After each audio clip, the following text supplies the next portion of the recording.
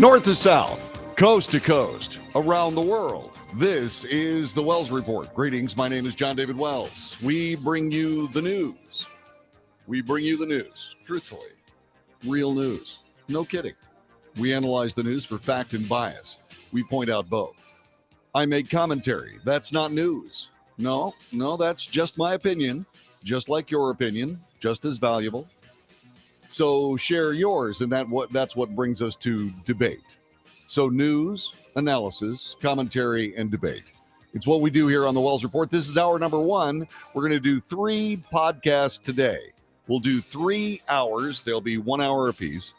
We'll do 3 one-hour podcasts, and you can watch them at your leisure, and I hope you do. It's going to be a busy day today. We've got a lot of things to talk about. Now, 3 days ago, as you may have heard, actually 4 days ago, the Justice Department filed in the U.S. Court of Appeals, the 11th Circuit, that's in Atlanta, Georgia. They filed a motion to partially stay Judge Eileen Cannon's special master decision that also included the government being forced to stop looking through the Mar-a-Lago papers until the special master finishes his investigation. The government doesn't like that. And so what they've done is they have come up with an appeal for that particular part of Judge Cannon's decision. The government noted that although it believes the district court fundamentally erred in its September 15th order appointing a special master and imposing an injunction, it was asking to stay only those portions of the order relating to approximately 100 documents marked as classified. The government reiterated many of the arguments set forth in its September 8th and September 13th filings in the district court, which had sought a partial stay from the U.S. Court Judge Eileen Cannon. She rejected the request in a September 15th order. First, it argued that any potential claims of attorney-client privilege or executive privilege, as well as any potential claims under the Federal Rule of Criminal Procedure, that's Section 41G, were categorically inapplicable to the records bearing classification markings. Second, it argued that the government and the public would suffer irreparable harm if a stay is not granted. Third, it argued that former President Donald Trump would not suffer any recognizable or cognizable harm from the grant of a stay. Finally, it asked the court to rule on a motion as soon as practicable. All right. So today, President Donald Trump's lawyers responded. They opposed the Justice Department appeal, aiming to resume the criminal investigation of about 100 classified documents seized at Trump's Florida estate as a part of a criminal investigation. This from USA Today. The previous article that I was just sharing with you is from Lawfare. That's a very serious and very straightforward legal publication, and they're very, very good. And so when I just want details, I just go to Lawfare. Also, USA Today is now reporting what I was just talking about, how Donald Trump's lawyers have responded today. U.S. District Judge Eileen Cannon blocked the Department of Justice review, while a special master she appointed reviews all 11,000 documents seized at Mar-a-Lago for personal papers or communications with lawyers. The special master, Raymond Dearie, set a Tuesday meeting today, and apparently that's going on right now, or it has been, or it has already concluded. It was set for 2 p.m. Eastern time, which would be 1 p.m. my time here in the Central Time Zone. So the special master set that hearing. We don't know. Nothing has come out of that yet. We'll see what happens later. Prosecutors called their investigation urgent because it involves classified records. The government asked the 11th U.S. Circuit Court of Appeals last Friday to lift Judge Cannon's restriction. The district court has entered an unprecedented order enjoining the executive branch use of its own highly classified records in a criminal investigation with direct implications for national security. This, according to government lawyers in a filing. Okay, now about that hearing, the special master assigned to review the FBI material seized from Mar-a-Lago has asked the former president's legal team about any declassifications of the records. The first court conference between lawyers and Trump, the U.S. District Judge Raymond Dearie, the special master, asked for, quote, specific information regarding declassification Trump lawyer James Trusty disclosed in a court filing. However, Trump's attorneys don't want to tip their hand on the issue just yet. It's time for the court filings about declassification. The time, rather, for court filings about declassification would come with court arguments for returning the seized records to President Trump, wrote Mr. Trusty. Okay, James Trusty. Otherwise, the special master process will have forced Trump's legal team to disclose defense arguments before any criminal indictments that might be obtained by the Department of Justice. Okay, now, regarding that, the Trump legal team is preparing for a federal indictment. More about that coming up later on this hour on the Wells Report. So exactly what do we have here? So what do we have? Well, here's what we have. We have a Department of Justice and an FBI with dirty hands appearing in court, asking for trust in a context where they have blown their own trust and credibility right out of the water, especially where Donald Trump is concerned. The special master is a guy who signed off on search warrants while he was a part of the FISA court. Judge Raymond Dearie is very likely not impressed with the Department of Justice. He's probably not impressed with them at all, because I was surprised. I was surprised that the Department of Justice agreed to Judge Raymond Dearie in the first place, because Raymond Dearie was made a fool out of by the FBI after submitting falsified and altered evidence to keep the search warrants that established wiretaps on campaign workers for President Trump. I was very, very sure that they were not going to allow Raymond Dearie to sit as a special master, but apparently the DOJ is not especially worried about that, although I would be if I were them. I don't know how that works. You know, I don't know whether he and Merrick Garland are buds. I don't know what the story is.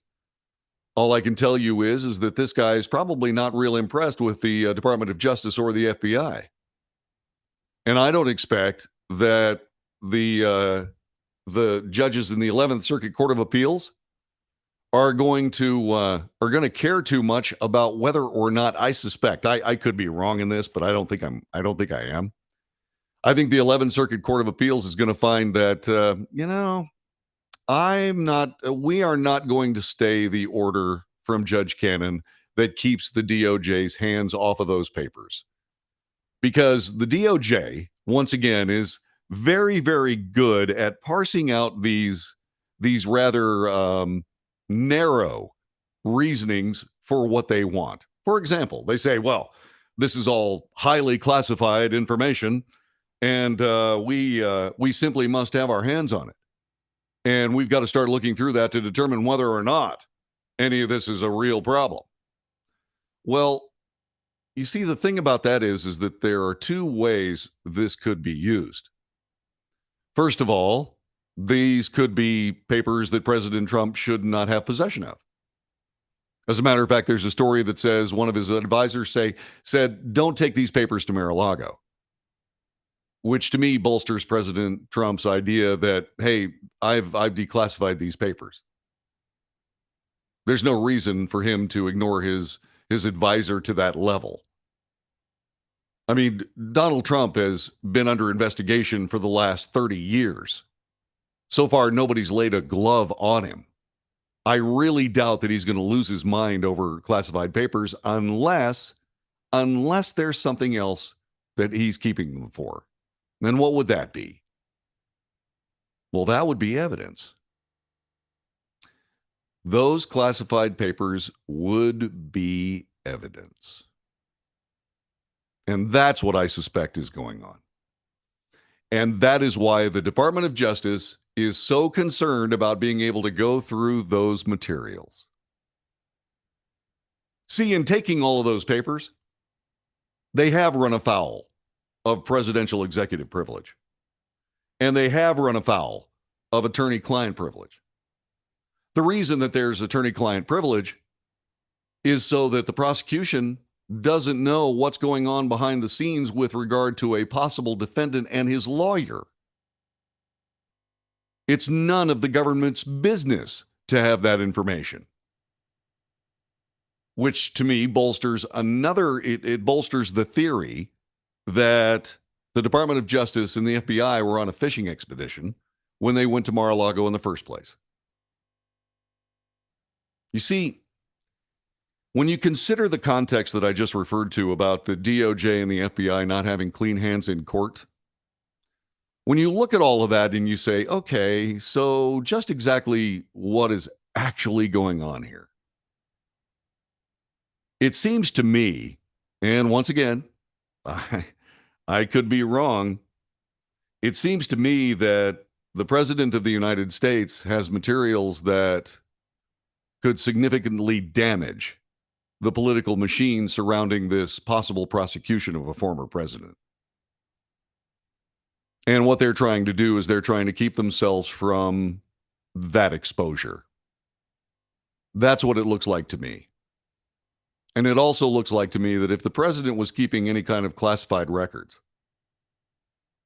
and did not go through the actual specific process to declassify them, it could be because he realized that if he indeed did that, it would quite literally tip his hand in something that might come later.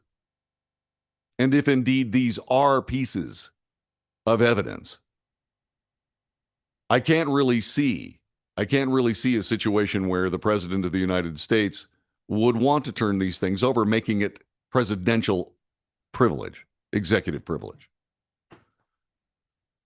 So getting back to the 11th Circuit Court of Appeals, they're not going to stop this. The actual problem here is the DOJ has information it shouldn't have in the first place, because there is executive privilege and there is attorney-client privilege. There's no way the 11th Circuit Court of Appeals, at least unless I am completely clueless when it comes to certain aspects of federal law, there's no way the 11th Circuit is going to allow the DOJ to continue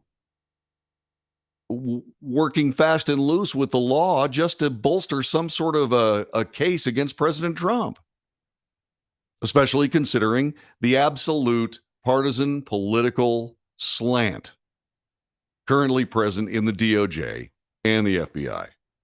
Do you see it any other way? My telephone number is 817-379-2172. 817-379-2172. My brother, John Rosado, is with us today. Thank you, Johnny. Good to see you. By the way, also, Flem's here, and Yvonne Field is here. Who won the Facebook Derby? Why Flem Coughley won? Well, there you go. Facebook Derby. That's not exactly what it is. It's the chat room derby. We have a chat room. Tell us what you think.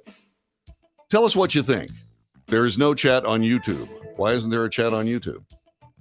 Isn't there usually a chat on YouTube? I don't understand now.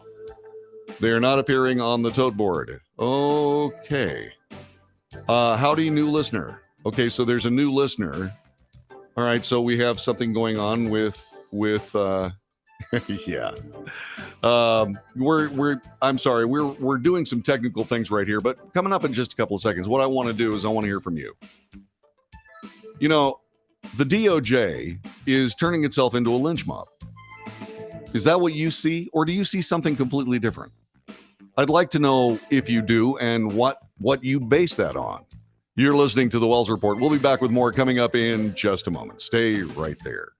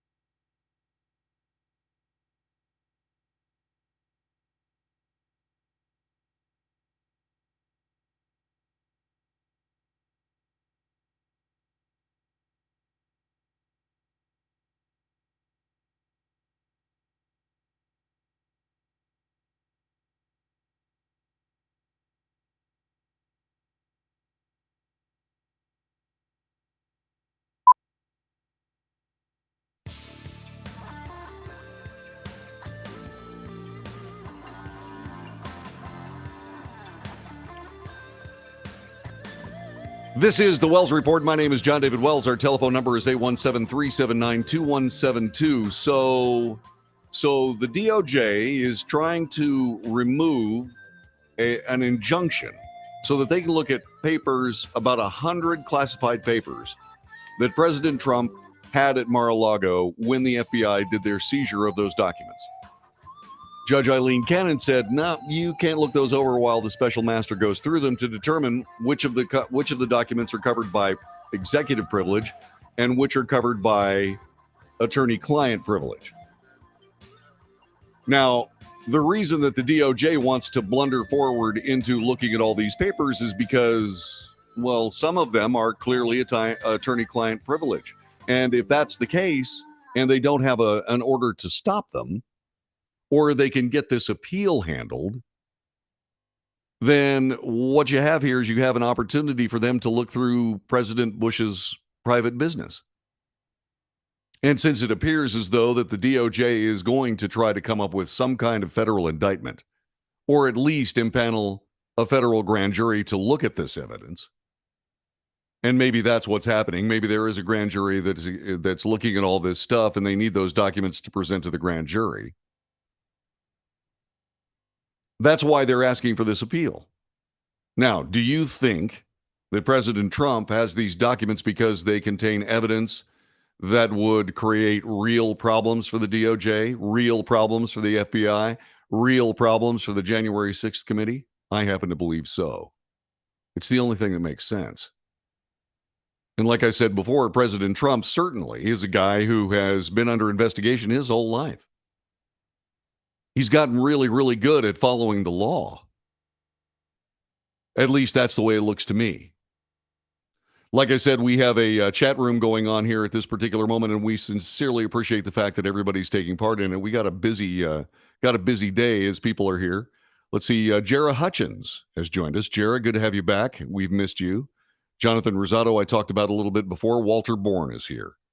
Anhoy Guzman, always one of my favorites. And, of course, Yvonne and Jessica and all those folks. Gary Abshire is still here, and you can be one of those people too. But for some reason, I'm not seeing the chats from YouTube.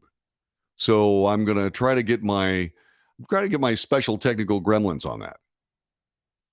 You see, President Trump is a guy who Democrats and the people in the political machine in Washington, D.C. fear the most. He's not tied to them. They don't have information on him that would stop him from, say, for example, upsetting the entire apple cart. And that's why he is so dangerous to these people. Already in his first term as president of the United States, he did egregious damage to the left agenda in the United States. He returned the people's energy to the people. Suddenly, the United States was a net exporter of energy. And of course, Joe Biden shows up and stops it. Why? Why would he do that? The economy was flying before COVID-19. It was widely held that the only way that President Trump could lose the 2020 election is if there was some sort of dramatic upheaval in the economy of the United States. And right on time, there was a dramatic upheaval in the economy of the United States. It was called COVID-19. Political coincidences always make me nervous. Always have, probably always will. What came out today is that President Trump's legal team is expecting an indictment. What do you think about that? That's kind of a preview of what I'm going to be asking you as we continue here on the Wells Report. Again, our telephone number is 817-379-2172. 817-379-2172. Please, by all means, give me a call and take part in the chat room. And tell your friends about this broadcast. More about that as we continue on this Tuesday, the 20th day of September, year of our Lord 2022. This is the Wells Report. Thanks very much for joining us.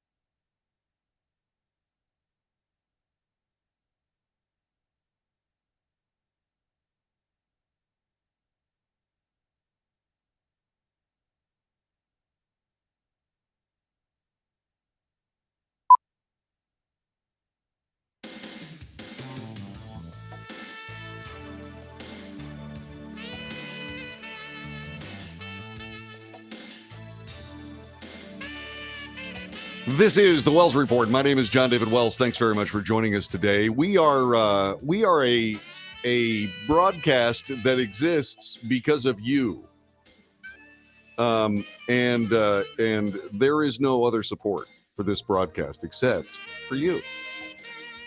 We broadcast live every day on Facebook, YouTube, Twitter, Twitch, and selected others. And we normally back that up with, say, for example, me working for a radio station or 2 or 10 or 20 or 30 or 40. But at this particular moment, I spent some time with the Texas State Guard working on something called Operation Lone Star. And by the way, anything that I say regarding the Texas State Guard is just purely my own opinion, my own words, not the words of the Texas State Guard or the Texas Military Department. I have to say that every time because I don't want you to get the wrong idea. I've always said that I would use my career to promote the Texas State Guard, but I wouldn't use the Texas State Guard to promote my career. I just wouldn't do it. But you do need to know that I took about 8 months off at the end of last year and until May of this year. And when I got back, this was an independent broadcast because the radio station that I was working on, well, doesn't exist anymore. And the network that I was on, the USA Radio Network, I was a proud member of that staff. They merged with another network and they didn't need me. So, like I said, this entire this entire broadcast rests because you think it should. If you'd like to do that, there are a few ways you can. You can subscribe. That's thing number one. Subscribe to the broadcast. Pass it along to your friends. Send it to your friends. If you think this show has any value whatsoever, send it to your friends. Ask them to send it to their friends. This is a grassroots assembly line. If we're going to have any success, it's going to be because people just find this show valuable. Because we do bring you the news. We analyze the news for fact and bias. We point out both. We make commentary and there's debate. We're not conspiracy theorists. We're not nuts. But we do tell the truth, no matter whose political ox gets gored. And if you would like to support the show, we would certainly appreciate it. Now, there's a way you can support it financially, which I'll be perfectly honest with you. Like I said, I don't have any other visible means of support. If you'd like to help us out, go to patreon.com/The Wells Report. Patreon, patreon.com/The Wells Report. $1 will do it. $1 a month. It's not too bad. $1, $5, $10, whatever. Whatever you've got available, that would be perfectly fine with me. By the way, somebody just asked if I could see the YouTube chat posts, and I cannot right now.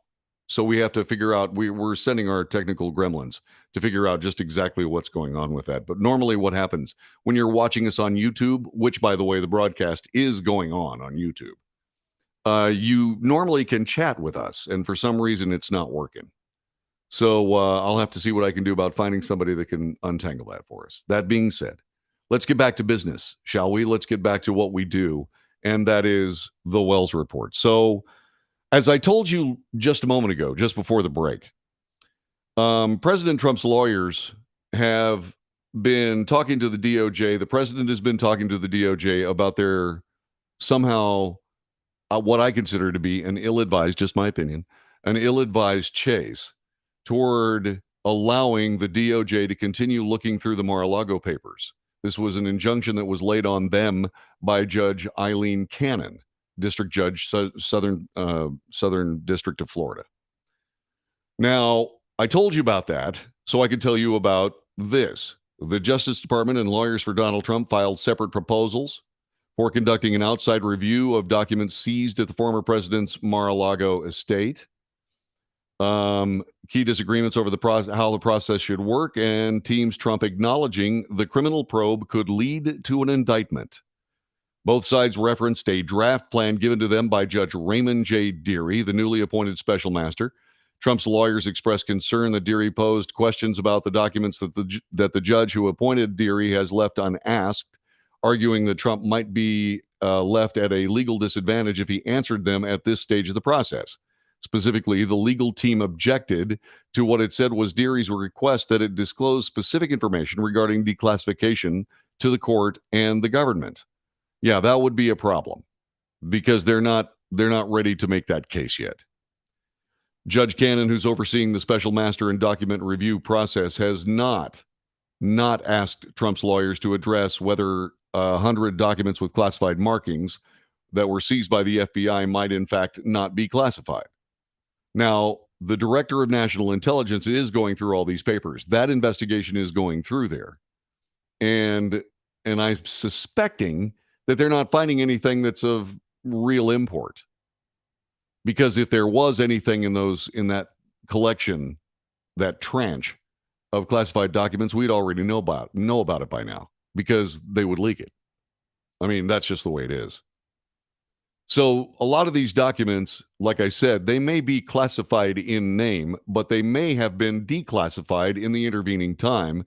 And further, the former president, doesn't want to talk about these things because they are likely pieces of evidence either to defend himself or to prove guilt moving forward. That would be something that President Trump would set up.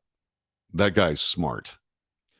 President Trump's lawyers have repeatedly suggested in court filings the former president could have declassified the documents, but they have not actually asserted that he did so. Once again, keeping their cards close to their chest. Trump lawyers wrote that they did not want Judge Dearie to force Trump to fully and specifically disclose to the defense or a defense to the merits of any subsequent indictment without such a requirement being evident in the district court's order. A remarkable statement that acknowledges at least the possibility the former president or his aides may indeed be criminally charged. Okay. Now, the Justice Department is investigating the possible mishandling of classified documents. This story has morphed over the intervening weeks. So now it's about mishandling classified documents. And the possible hiding or destroying of government records. I don't think there's any reason for the president to destroy government records. I don't believe there is. Now, hiding them, yes. I could see them hiding them because they're insurance policies for President Trump. I'm sure that that's the case. I mean, it's just my opinion. Now, when I say I'm sure, what else makes sense? One of the things that I do on this broadcast is I analyze the news for logic, as well as a lot of other things. Yeah, critical thinking, logic, kind of my thing. And whether you believe it or not, or whether it's real or not, we'll all find out. But just understand that this has nothing to do with the news. All right, I'm just speculating. And I know that speculation is probably not a good idea, but when you deal with a news media that is essentially the machine newspaper, in other words, they're the mouthpiece for the leftist progressive We're Changing America movement, it's really, really hard not to point out things that are not in the print, not necessarily my opinion, but not discussed. One of the worst things about propaganda, one of the most damaging things about propaganda is not necessarily the facts you report. What typically makes propaganda what it is the facts you leave out.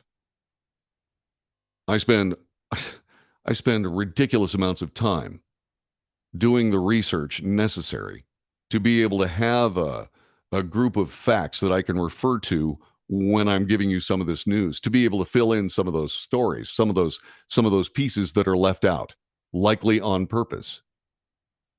But please understand, I'm not slanting the news. I'm simply reporting what's fair. That's all there is. Okay. And I also differentiate between what's news and my opinion, just like I just did. Okay. So documents seized at Mar-a-Lago may include material on a foreign country's nuclear capabilities. The Justice Department is investigating the possible mishandling of classified documents and the possible hiding or destroying of those government records. A key issue in the probe is that even after President Trump's team responded to a grand jury subpoena requesting all documents with classified markings that were being kept at Mar-a-Lago, with aides reportedly saying all relevant material had been handed over, the FBI search turned up about 100 more such documents. There's also something else that's hanging out here that we need to keep in mind. There were file folders that had classified markings on those that were empty. Now, when I was reporting this story from the list of things that were actually taken. I pointed out that the Trump administration, the Trump legal team, has some explaining to do with regard to those empty folders. Now, I don't know whether he got them and they were empty. That's possible. We don't know whether they were emptied after he got them. That's also possible. And if so, that could mean trouble for the president, for the former president. So we're still kind of parsing our way through this. We're still sort of sneaking through the bushes on this, trying to figure out exactly what's going on.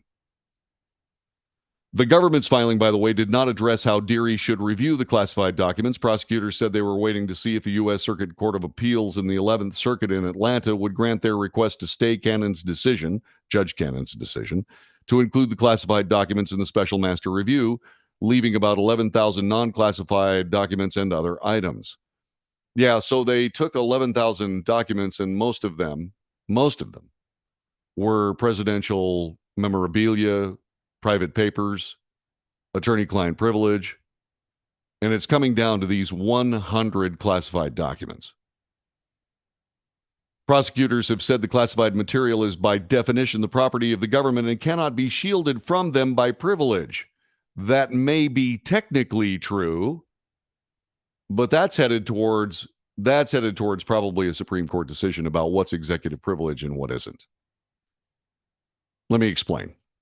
If what I'm saying, hello. Hold on just a minute here. Let me see. I've got to get that off of there. There. Hi. I hit a wrong button. Let me explain what I'm talking about here. So once again, the classified material, if what I'm saying is true, that President Trump has classified material because there are pieces of evidence to exonerate himself from something that might happen in the future legally, then what we have here is we have a circumstance that he cannot turn those things over without destroying whatever defense he might have, if that's the case. Now, that's, again, just my opinion.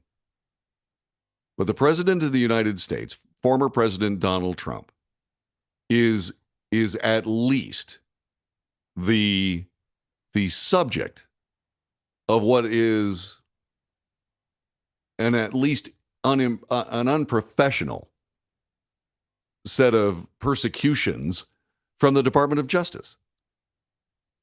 And we've seen it for years. And this has to be addressed.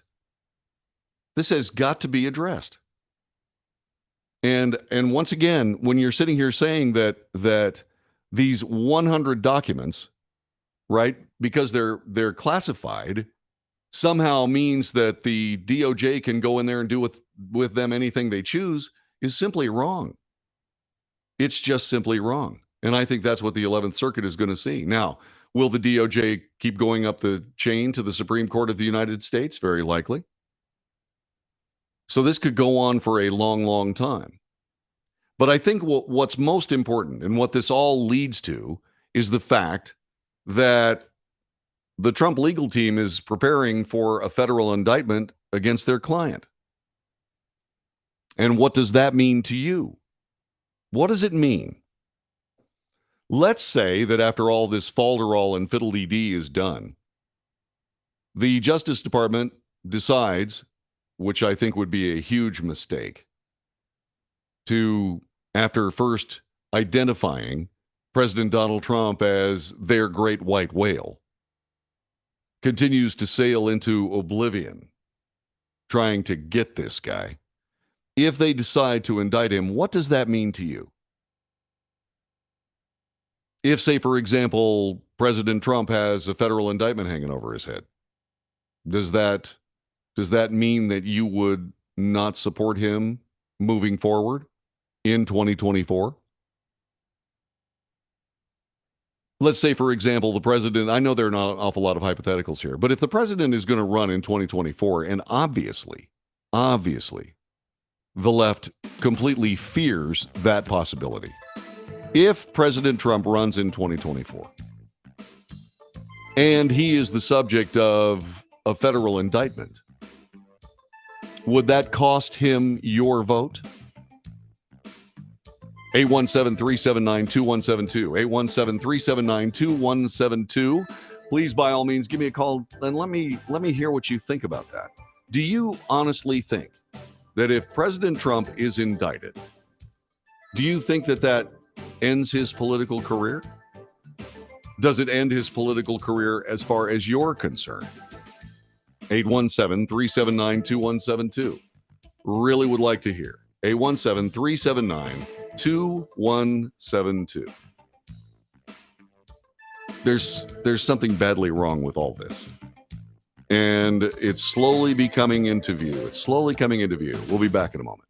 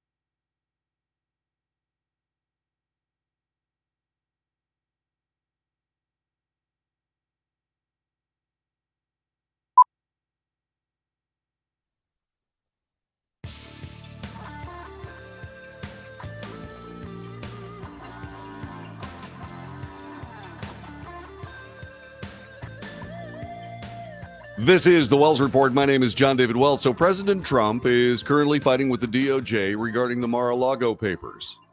11,000 papers taken, but it seems to distill to about 100 papers that are marked classified at a secret or top secret level. Now, when I did some counting, the top secret papers came down to 15. No, I'm sorry, 11. 11 top secret papers in 11,000 papers being taken by the FBI. Came down to 11 top secret records. In a subsequent count that was published by the mainstream media, that number increased to 15. So I don't know exactly what's happening there, but what I do know what's happening is this. is they're trying to figure out some way of nailing President Trump with mishandling of classified papers. This after thinking that there could be all kinds of things in there. Nuclear codes, for crying out loud. All kinds of horrible things. But it seems to me what's in there is mostly protected through presidential privilege. There's going to be an argument over this which will establish the limits of presidential privilege, and that will end up in the Supreme Court, as it should, because the Supreme Court interprets the Constitution of the United States. And executive privilege is a part of the Constitution. And so a reaffirmation of what is essential. I mean, all of these privileges that a president has, all of these privileges are there for a reason. And they're there to prevent exactly what's happening to former President Donald Trump, where because of his politics, because of his policies, badly damaging the other side of the political spectrum, they would use whatever they possibly could to tar and feather their political enemy, up to and including using federal law to throw him in jail. Now, I doubt it would ever get that far. I doubt it very sincerely. I believe that what's happening is the DOJ is essentially being run by Captain Ahab, and they are chasing the great white whale to their demise. It's a mistake. And it mainly is because it's something that I tell you whenever I'm talking with you like this about the news and what's going on in the nation. In order to be able to return this country to where it should be and what it is, we're going to have to be smarter than the politicians. Fortunately, it's not that difficult. What's interesting is that President Trump already is smarter than these politicians, and has proven it time and time and time again. And with that, I can only hope that for the sake of the country moving forward, not for the sake of Donald Trump, but for the sake of the country moving forward, we don't find ourselves in a position where the secret police determines whether or not someone gets to remain the president after the people of the United States choose him to be. And we are perilously close to that. We are perilously close to that. I remember back in the elections past, Democrats talking about disenfranchising voters, but they had absolutely no problem whatsoever in disenfranchising every voter for Donald Trump. That was in the 2016 election. They wanted him thrown out of office. Why? Because he was destroying their political agenda for this nation. That's why they wanted him out of office. They did everything they possibly could to get him out of office, up to and including making themselves look like idiots. And they're still doing it. They're not stopping. Now, there are two reasons why they're not stopping. One, they have information that Donald Trump truly is a bad guy, and they're truly pursuing him as such. I don't think that's the case. I think what they're doing is they're trying to find something that they can nail him with to take him out of the 2024 presidential chase. Because can you imagine? And it's like, it's a kamikaze mission at this point. Can you imagine what Donald Trump would do with all of this if he gets elected in 2024?